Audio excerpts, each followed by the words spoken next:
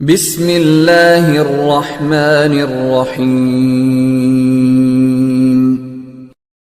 السلام علیکم دوستو، امید کرتا ہوں آپ سب لوگ خیریت سے ہوں گے۔ لاکھوں کروڑوں درود و سلام حضرت محمد صلی اللہ علیہ وآلہ وسلم کی ذات اقدس پر۔ نبی کریم صلی اللہ علیہ وآلہ وسلم نے ارشاد فرمایا، جو شخص ہر روز 200 مرتبہ سورہ اخلاص پڑھے گا تو قرض کے علاوہ اس کے 50 سال تک کے گناہ مٹا دیے جائیں گے۔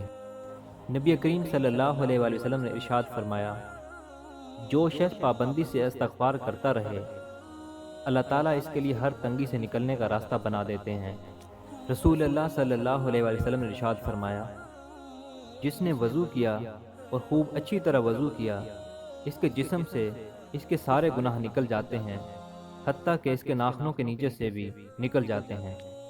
حضرت معقل بن یسار رضی اللہ تعالیٰ عنہ سے روایت ہے کہ اللہ پاک کے پیارے رسول نبی پاک صلی اللہ علیہ وآلہ وسلم نے فرمایا، سورہ یاسین قرآن کا دل ہے، جو اسے اللہ پاک کی رضا اور آخرت کی بہتری کے لیے پڑھے گا اس کی مغفرت کر دی جائے گی۔